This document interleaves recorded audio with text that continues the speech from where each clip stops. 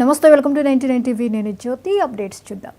శ్రీకాకుళం జిల్లా టెక్కలి పోలీస్ స్టేషన్లో విచారణకు హాజరయ్యారు వైసీపీ ఎమ్మెల్సీ దువ్వాడ శ్రీనివాస్, దివ్వెల మాధురి. డిప్యూటీ సీఎం పవన్ కళ్యాణ్పై చేసిన అనుచిత వ్యాఖ్యలను ఖండిస్తూ జనసేన నాయకులు ఇచ్చిన ఫిర్యాదు మేరకు దువ్వాడ శ్రీనివాస్కు ఇటీవల 41 నోటీసులు ఇచ్చారు పోలీసులు. జోరు వానను లెక్క చేయకుండా పిఎస్లో విచారణకు హాజరయ్యారు. ఎమ్మెల్సీగా ఉన్న తాను పవన్ కళ్యాణ్పై అనుచిత వ్యాఖ్యలు చేశారని కేసు నమోదు చేసి నోటీసులు ఇవ్వడం ఎంతవరకు న్యాయమని ప్రశ్నించారు. మళ్ళీ మీకు ఏ సమయంలోనైనా మీరు పిలవచ్చు, ఇంట్రాగేషన్ కోసం ఏ సమయంలో పిలిచినా మీరు వచ్చి తీరాలి అని చెప్పారు. తప్పకుండా వస్తాను అని చెప్పాను.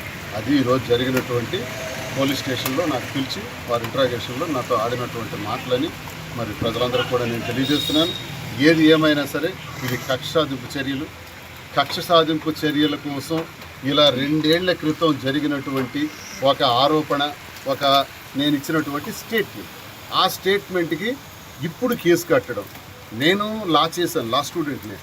ఇలా 2 ఏళ్ల తర్వాత కూడా 2 ఏళ్ల 1 రోజు ఎక్స్ట్రా అయింది. 2 ఏళ్ల 1 రోజు తర్వాత కూడా ఎఫ్ఐఆర్ వేయొచ్చా? మరి ఇప్పుడైనా దానిపైన ఇదే నేను చేసినటువంటి స్టేట్మెంట్ పైన ఇదివరకు కంప్లైంట్స్ ఉన్నాయా? లేవే. మరి ఇప్పుడు ఎవరో కంప్లైంట్ ఇస్తే మీరు ఎఫ్ఐఆర్ వేయడం ఏంటి? ఒకవేళ కంప్లైంట్ ఇచ్చే వ్యక్తి ఎవరు? పవన్ కళ్యాణ్. నేను పవన్ కళ్యాణ్కి దూషించానని కదా కంప్లైంట్.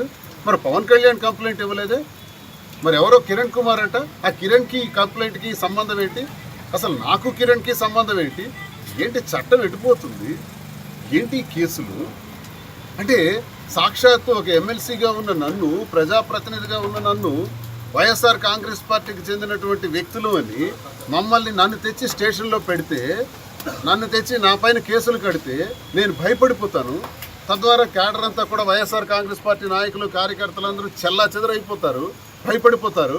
ఇలా భయపెట్టి వీళ్ళని జైళ్ళు, కేసులు పెట్టించి హింసిస్తే ఆ పార్టీ దెబ్బతింటుంది అని అనుకుంటున్నారేమో.